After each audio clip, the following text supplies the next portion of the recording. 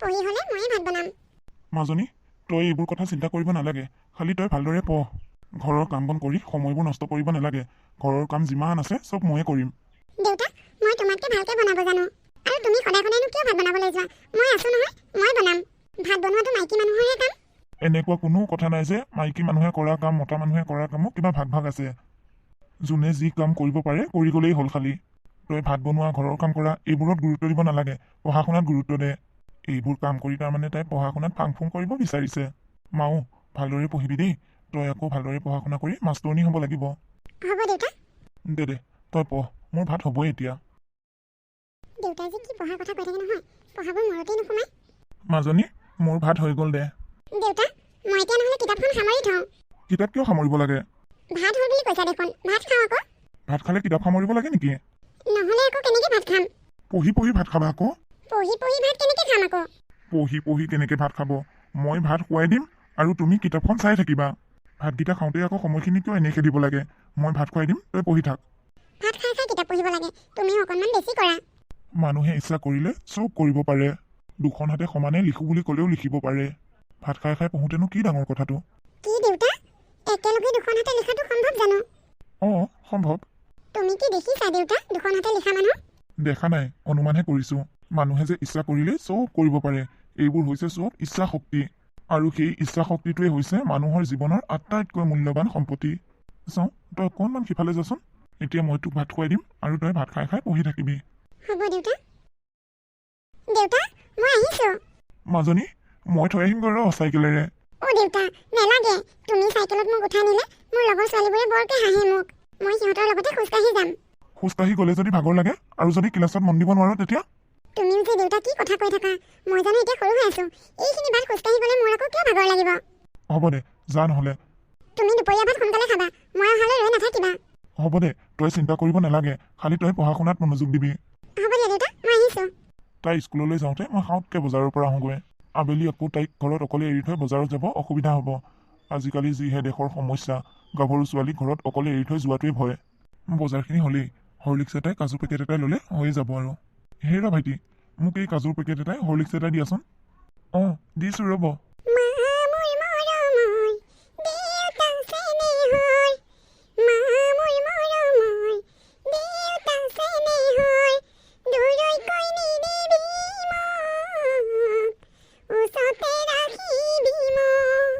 মাজনী, তই ইয়াৰ কি কৰিছ? আৰু স্কুলৰ পৰা ইমান সোনকালে গুচি আহিলি যে? দেউতা, আজি স্কুল সোনকালে ছুটি দিলে। ছাৰহঁতৰ হেনো কিবা মিটিং আছে। আৰু তই ইয়াত কি কৰি আছ? কিয় ভাত বনাইছ? মই সোনকালে স্কুলৰ পৰা আহিলোঁ যেতিয়া, সেইকাৰণে ভাবিলোঁ আজি ভাতকেইটা ময়ে বনাওঁ। তুমি ক'লৈ গৈছিলা দেউতা? মই বজাৰলৈ গৈছিলোঁ। উঠ, মই বনাম। তোক মই ভাত বনাবলৈ দিয়া নাই নহয়। কিমান কৈছোঁ তই পাকঘৰত নোসোমাবি বুলি। কথা নুশুন ন? স্কুলৰ পৰা সোনকালে আহিলি পঢ়ি থাকিব পৰা নাই? যা যা, কিতাপ লৈ থাকগৈ। চব সময়তে খালি পঢ়া পঢ়া পঢ়া। এনেই পঢ়িব কৰিব মন নাযায়। এইটো বজাৰৰ মোনা লৈ যাহিচোন। বজাৰৰ পৰা কি আনিছা দেউতা? তোৰ কাৰণে হৰলিক্স এটা, কাজু বাদামৰ পেকেট এটা, খেজু পেকেট এটা আৰু মাজা বটল এটা আনিছোঁ। গৰমত স্কুলৰ পৰা আহি পাই খাবি বুলি। ৰ'বা দেউতা, মই গিলাচ দুটা আনো, দুয়োটাই খাম। মই নাখাওঁ যা, তোৰ কাৰণেহে আনিছোঁ। থৈ দেগৈ, তই খাবি। হ'ব দেউতা। আৰু জুইৰ ওচৰৰ পৰা উঠ, মই তোক ভাত বনাবলৈ দিয়া নাই। জুচখিনি খাই ফেনখন লগাই তই পঢ়ি থাকগৈ। তই মাষ্টৰণী হ'ব লাগিব। দেউতা, তুমি মোক মাষ্টৰণী হোৱাৰ কথাটো কৈ থাকা যে, বেলেগ চাকৰি কৰিলেনো কি হয়? অকল মাষ্টৰণীৰ কথাহে কোৱা যে। আজিকালিতো ছোৱালীবিলাকে দৌৰি দৌৰি পুলিচৰো চাকৰি লৈছে। পুলিচৰ চাকৰিওতো কৰিব পাৰি। ধেইত বেঙীজনী, পুলিচৰ চাকৰিত যিমান সন্মান আছে, মাষ্টৰৰ চাকৰিত বেছি সন্মান আছে।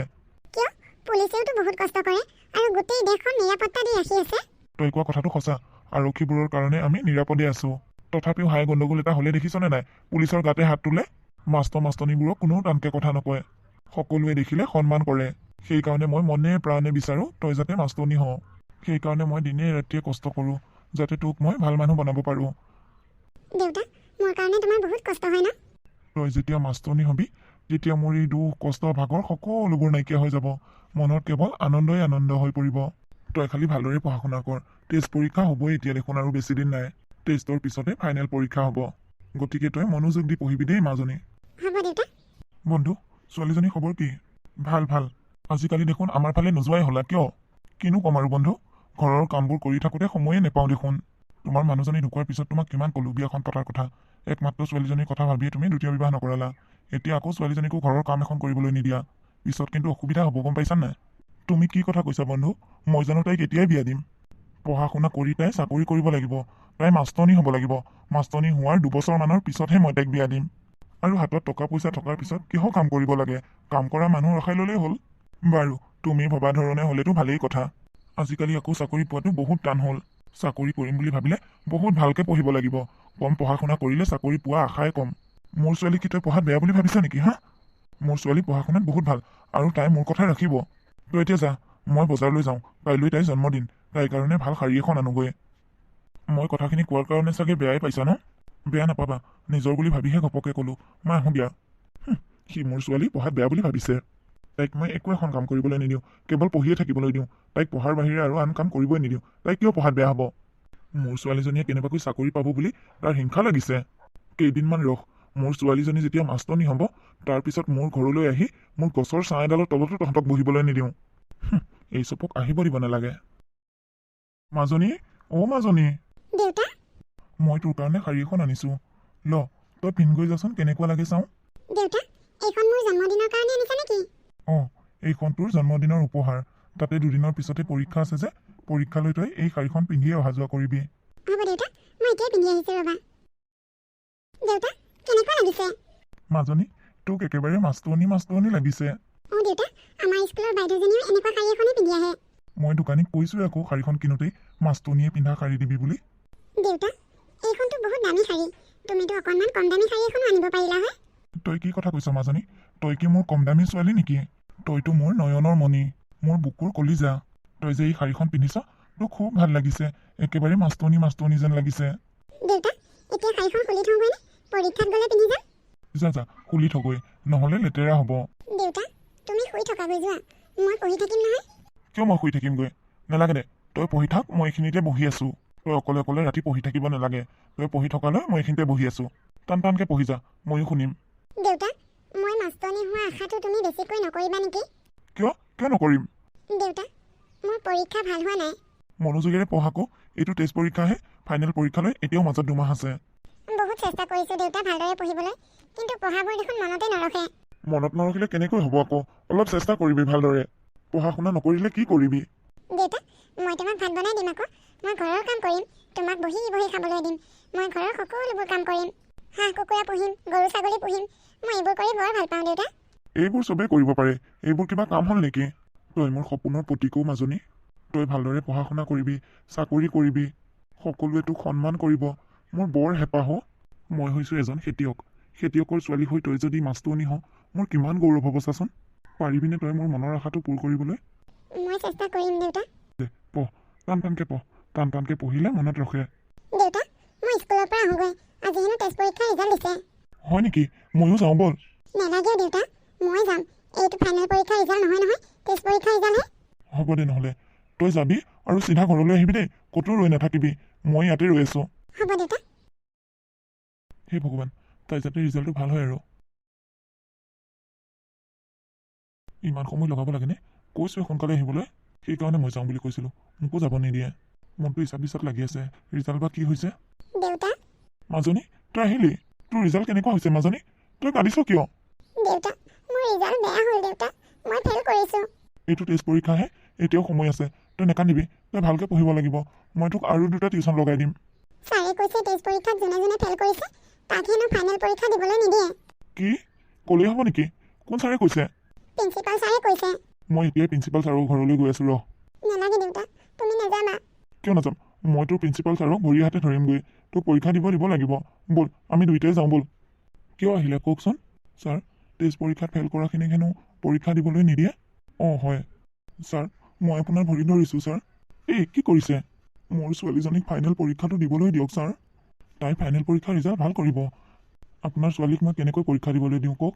এটা ছাবজেক্টত অলপ বেয়া হোৱা হয় বেলেগ কথা আছিল। তাই 3টাকৈ ছাবজেক্টত ফেইল কৰিছে। কি? 3টা ছাবজেক্টত ফেইল কৰিছে? হয়, গতিকে বেয়া নাপাব, মই পৰীক্ষা দিব নোৱাৰিম। মোৰ এফালে যাবলগীয়া আছে। আপোনালোকে যাব।